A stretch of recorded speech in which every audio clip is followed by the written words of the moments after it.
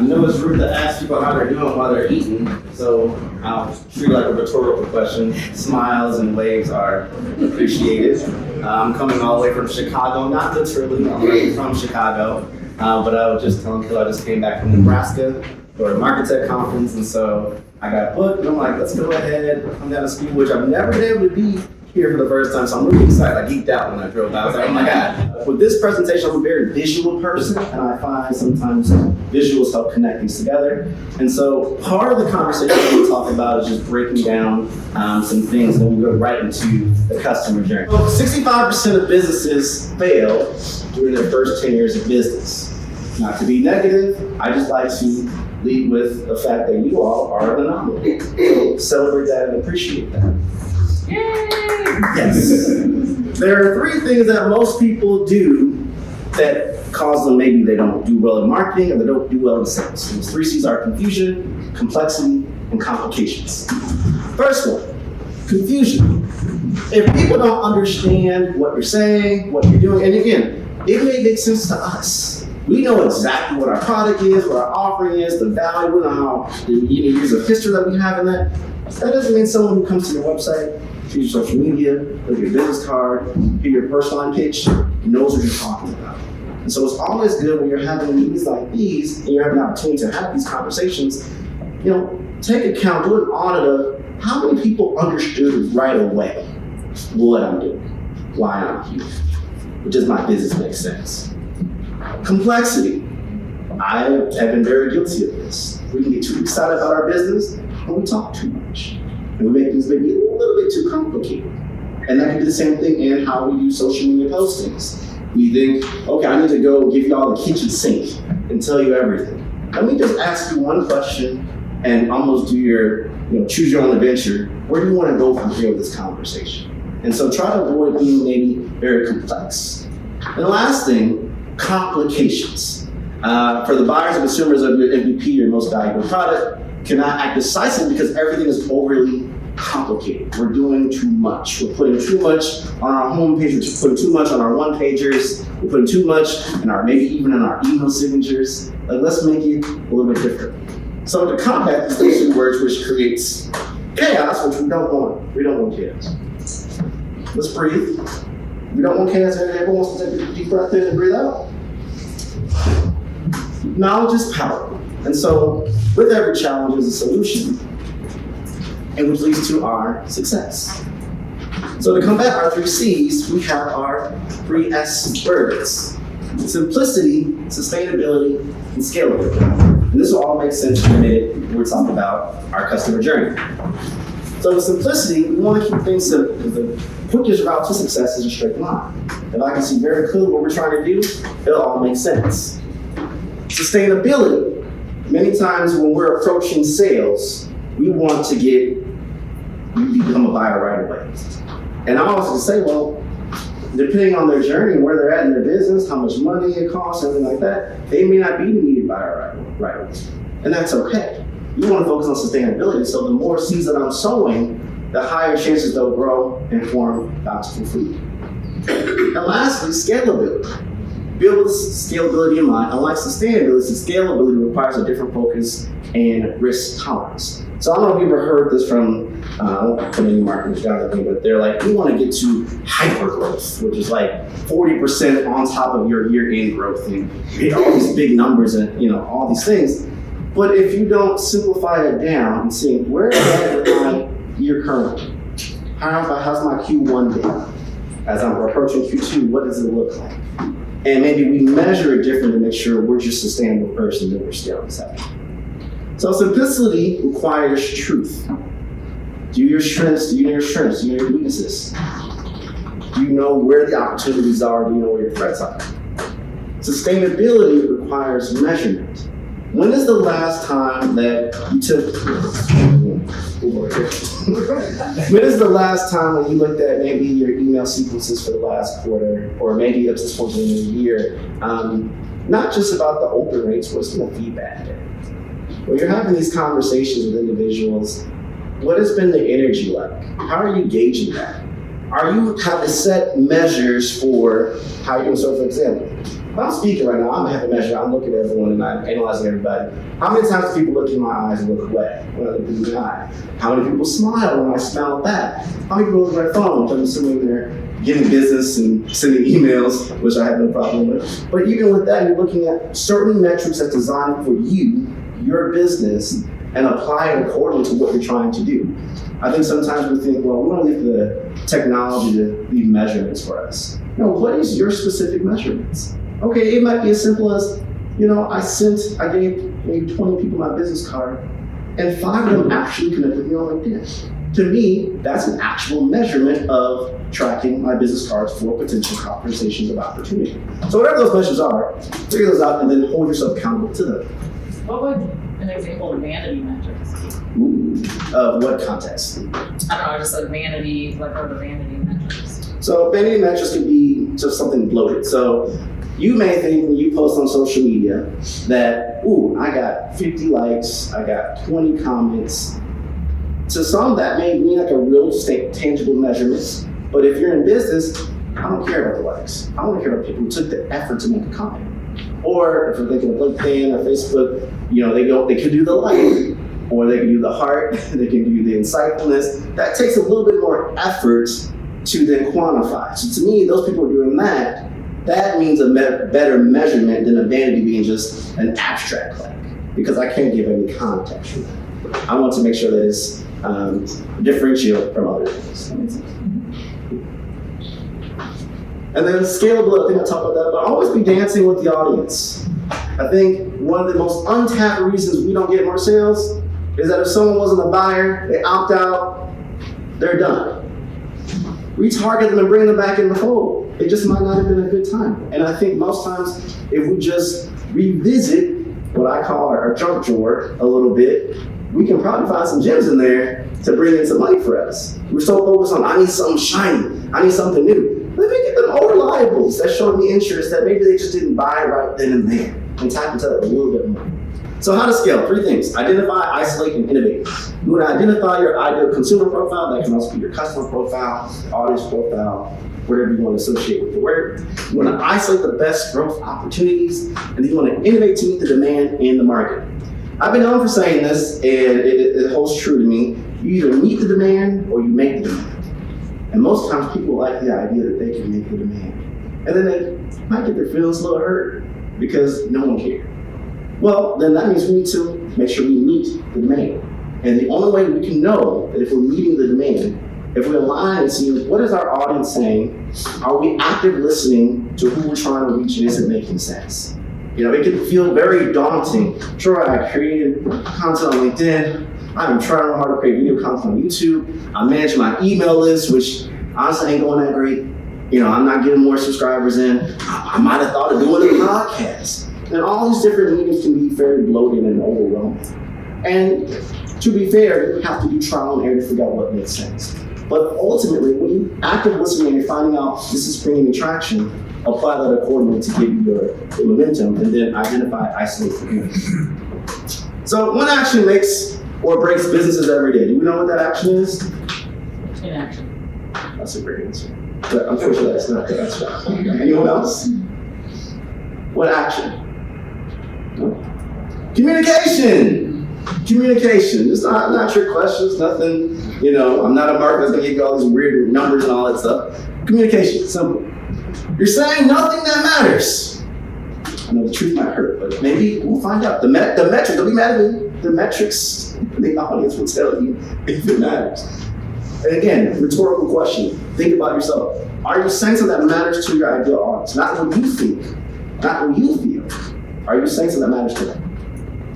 Making noise, but never music people want to hear. You ever been at a network event where something is very loud and obnoxious? And no one here, obviously.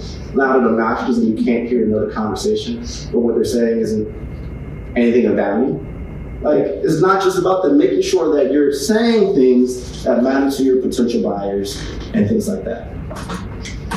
Then, very simply, you're talking to the wrong people. Now, I have a good friend of mine, Jay Swellison. He's an email marketing top-notch person. And he always says, be grateful when people unsubscribe. Because they're literally telling you I don't care. I'd rather be talking to people who actually value what I have to say and could either be a potential buyer or referral than just keeping people paying for more contacts and MailChimp, whatever tool you use, who don't care. So make sure you're talking to the people that actually care. So again, remember this 3 C words: confusion, complications, and complexity.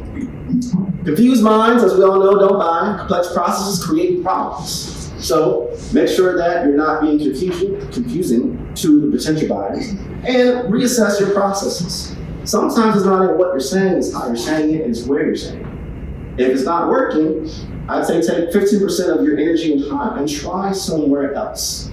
I have been known to hold on to something because I'm like, it's gonna work.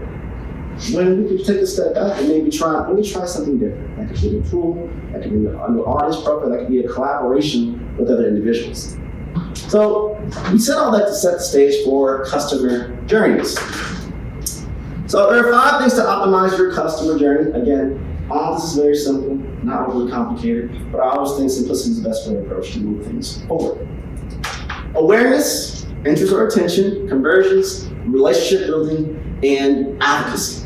So one of the biggest problems people have when they do their customer journey for sales and marketing, they are stuck in awareness. It is the infinity cycle of going nowhere. They're stuck in the void, they're stuck in the abyss, they're stuck in, not here, but Chicago traffic. I want to get you all out of the traffic. And so when you think about the efforts that you're doing, the things that you're applying, the things that you're working with your teams on, take some time to sit down there and like, have we actually gotten anywhere outside of posting? Simply put, are we just broadcasting and we're not having conversations? It can feel we shouldn't have a one-way journey, just emails going out, content going out, we're making phone calls, all these different things, but we're not getting any residuals back. We're not getting any touch points to confirm or affirm or validate we're reaching the right people, they're listening, and they actually have something to say. So when you're doing your mediums and your processes, try to invoke a way to at least get a conversation back, whether that's an email, text, or a tweet like feed. Businesses that grow and grow and grow, they're not broadcasting only. They're making moves in these conversations, they're being seen, they're being shown, all those things. So this is the same direction I got to head home, heading east, and it's not just a direction, it is a way. When you're moving east, you want to make things easy, attractive, social, and timely. When you're applying your sales and applying your marketing initiatives, it needs to be easy for you to implement, but also easy for people to understand. And it needs to be easy to distribute. All things need to be easy. We want to make life as easy as possible.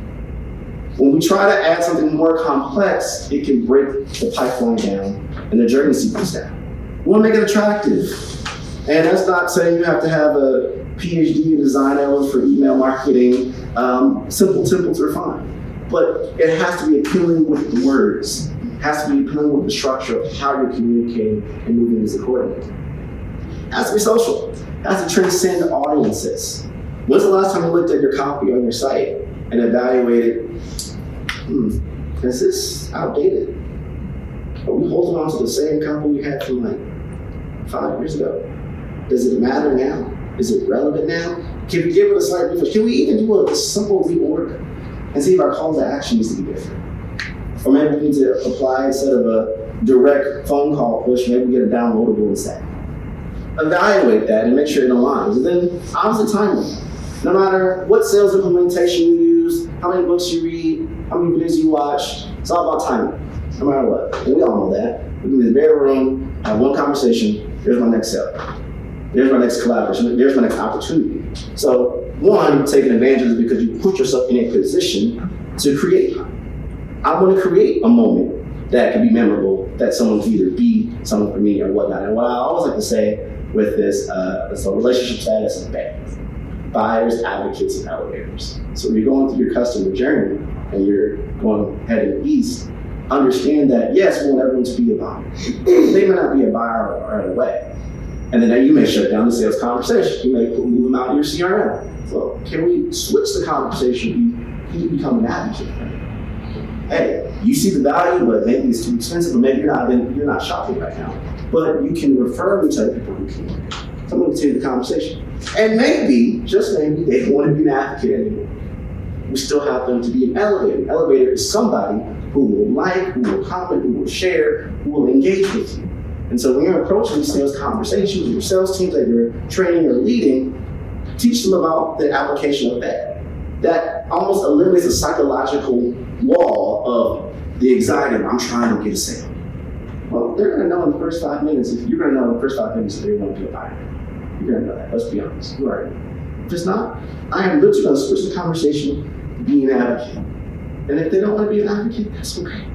Then it'll be a no. And it's a win-win. It takes a lot of the pressure off. This doesn't make sales icky anymore. It's a win-win because now we're just having a conversation. And all I'm trying to do is quantify who you are to me and know that if they are an elevator, they can always become an advocate. And if they're an advocate, they can always become a buyer. So there's no lose-lose in this situation. And if you're headed east, making it easy, attractive, social, and timely, definitely makes sales a lot easier. So again, it doesn't stop after one conversion. Let's say you get the conversion. That's where a lot of people fall off of sales.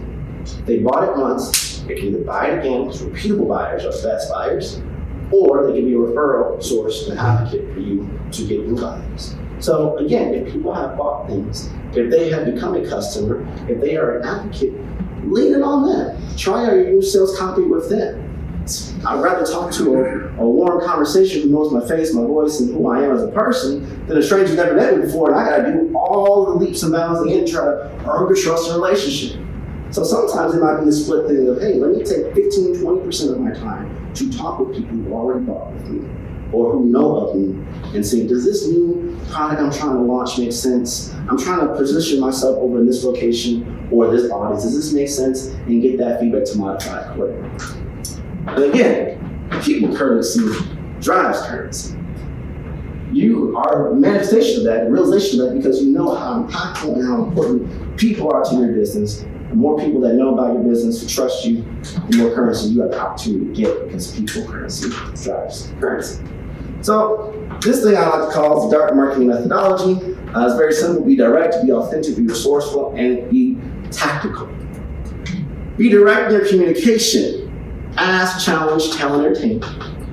Be authentic in your messaging, be relatable, share truth, be resourceful in your approach, know your strengths, capitalize on them, and be tactical in your execution. Activate strategies and build systems.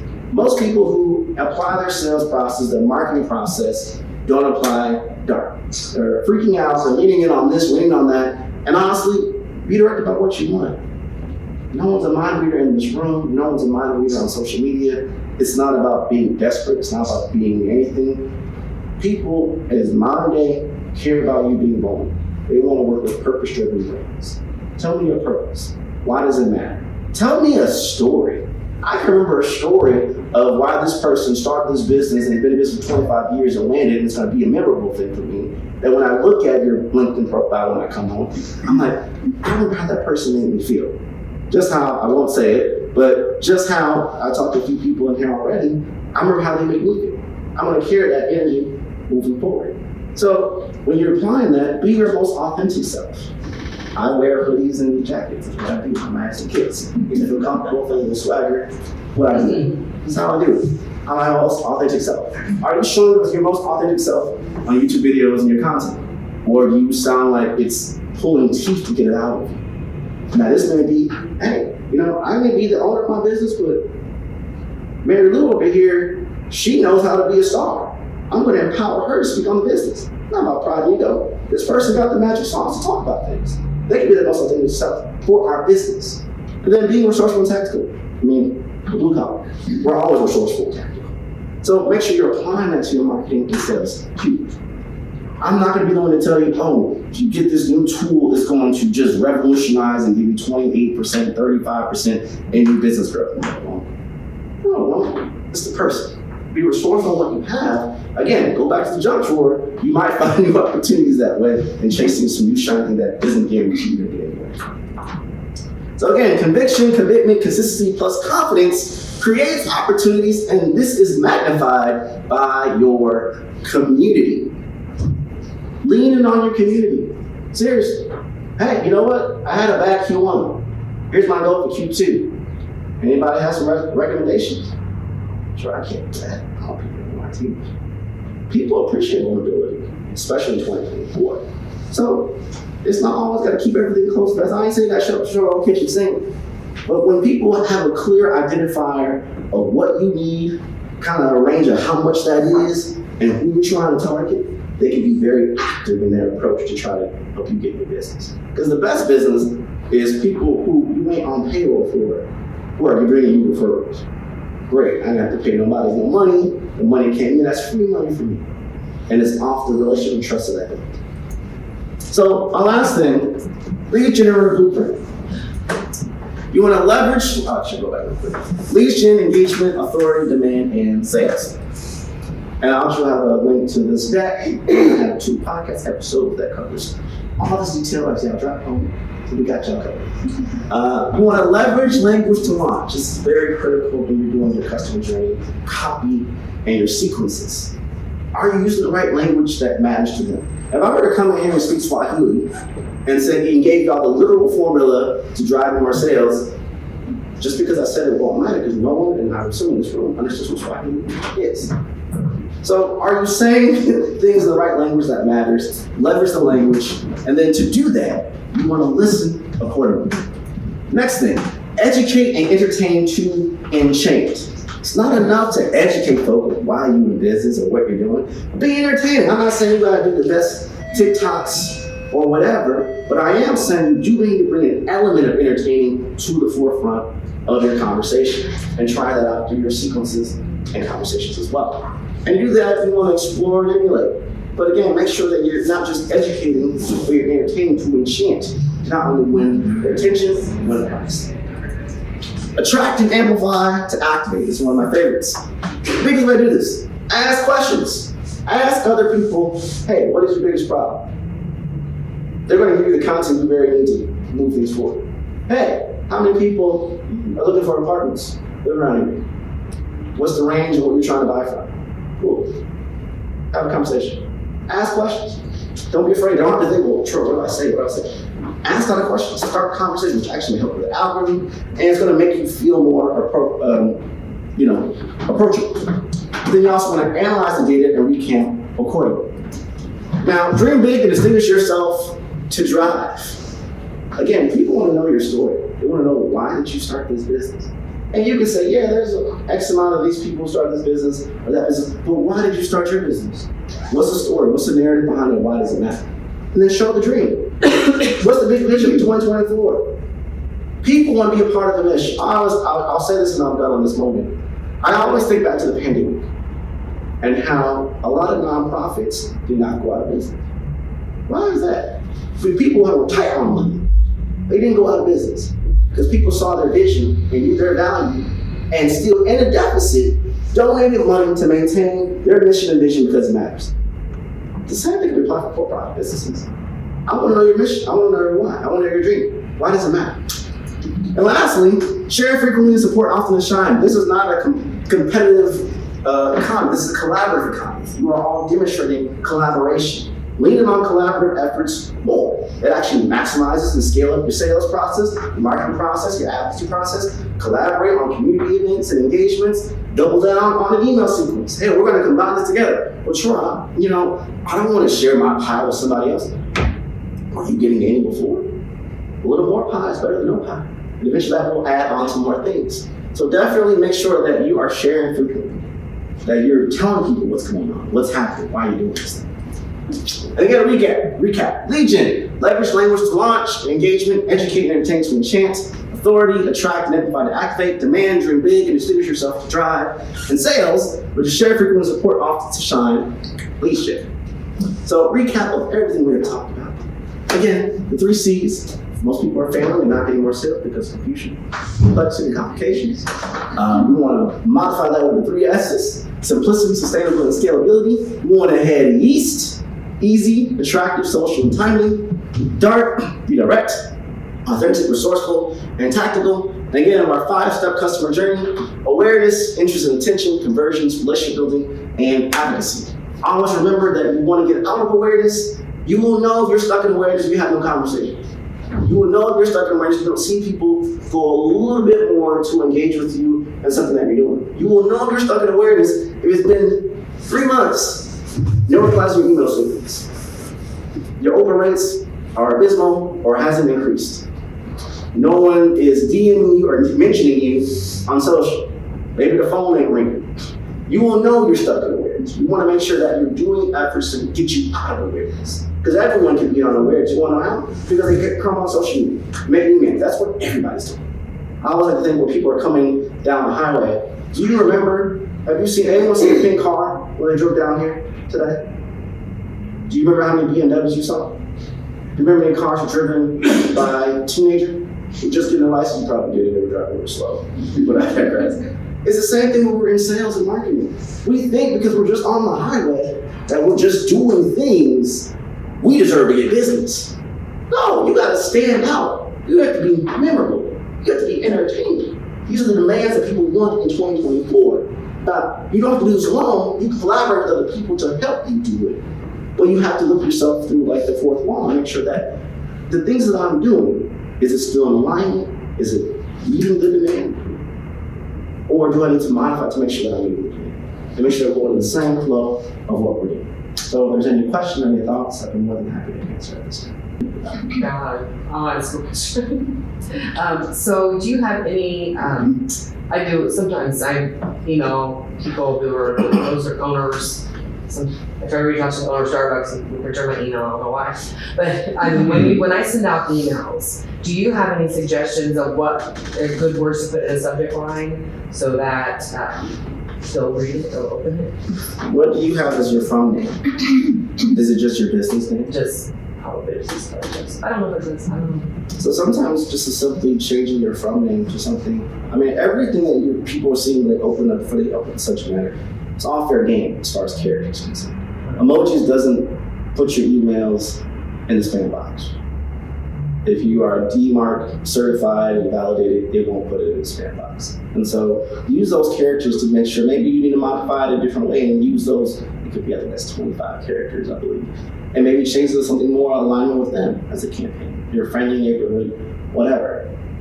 Jokes aside. But also your subject email, most times, not only just emoji, but make it more action-oriented. Again, we don't want to be too clickbaity. I'm all about equitable ways to do business, for sure. But that doesn't mean you can't invite a sense of urgency with the words that you're using. You're wasting a lot of words if you're saying, hey, this is my business in the subject line. No one cares. They want to know about why did you send this email, and I get like 3 seconds to know if I should click it. And then from there, you can reaffirm the subject in the email itself. We are this business. This is why you clicked. We're giving you this information. Now we're going down the sequence. It's more of a neuropsychological way to just employ people. I don't get it. Why you're here? Let's talk through my business and why maybe you could be a potential buyer, or again, evangelize someone else to be a buyer. So I definitely tap into the subject line and make sure that it's more action oriented and try to move maybe some of the business bloat and more action forward and trying to get it. Thanks. Anybody else? Sorry, I wasn't here to start. Did you talk about yourself a little bit? I can. Well, I'm just curious, to know a little bit more about you, where your background is. I'm very curious. Sure. So I am originally from North Indiana. I moved to Chicago once I graduated college from Rutgers University, and I used to travel the world for a global contract manufacturer as their marketing director. So those who are holding an iPhone right now, our manufacturer helped Corning create or distribute those iPhone shells, and so we were part of that. I've done GE Healthcare, AT&T, did a lot of manufacturing, worked for marketing in that way, and then sure got a little tired, went to social good. So I did a lot of nonprofits. I worked in the state of Indiana, state of Illinois. People got elected here. I've done some work with them, and I worked with the NAACP, Urban League, and a lot of brands from there. From then, I literally have built 5 agencies, not to mention 2 or 3 that I was hired to help support and grow and coordinate. And then on the other side of that, I've also been a public speaker. So I have been a co-host for Inbound, which is one of the top B2B marketing conferences Introduced President Barack Obama, Viola Davis, which we hugged and I cried. We'll talk about it another time. But my zone of genius is growth marketing strategy, as well as event-led growth.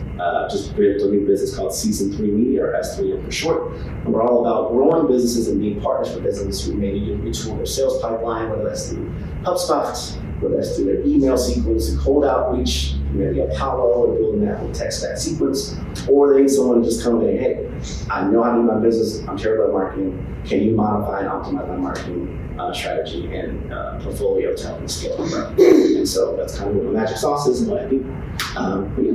But yeah. And what was the college that you said you went to again? Valparaiso University. Valparaiso. So I work in restoration. A lot of my business comes from opportunity as far as like disasters happening, fires, floods, that sort of thing. So for the lifestyle or customer journey, do you think I should focus more on awareness getting us out there ahead of time, or people I've talked to in the past focus on like conversion? When they have something, they're coming to me directly. How long is the life cycle between someone who's aware to maybe they convert? A couple months. A couple of months, yeah, that's not too bad. So I think it'd definitely be worth reaching out to those, and maybe even still asking them and seeing, hey, we came and served you. Would you like to leave a recommendation or referral to us as well? Because now you've cemented back in their minds, that wasn't really bad time when y'all came. Did what y'all did. Yeah. Let's see if so-and-so or anyone in my community is doing that same thing. But if you also know kind of like the life cycle of, hey, this quarter, this typically happens, or we know the numbers, maybe push something out and almost be a preventive thing, more of a cemented way to educate people on that as well and seeing how that works. I'd also say definitely be more proactive. Don't feel like, I want to think of it like insurance. I want you to think about it and buy it ahead of time. FOMO, fear of not having it. When you're ready, we're here for you. Yeah. I don't want people to have that because typically now they're at a deficit.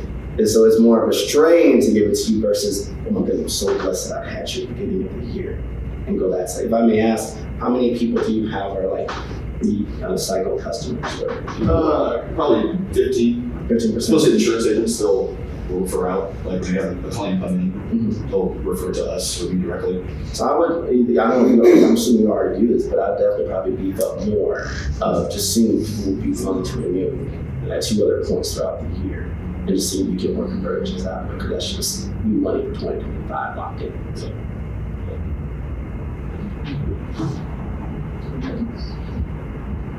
Awesome. If you want to learn more about me, I'm at FindTroy everywhere on the internet. I will provide all the links to this deck and some podcast episodes that dive into detail all these things a little bit further. And appreciate your time.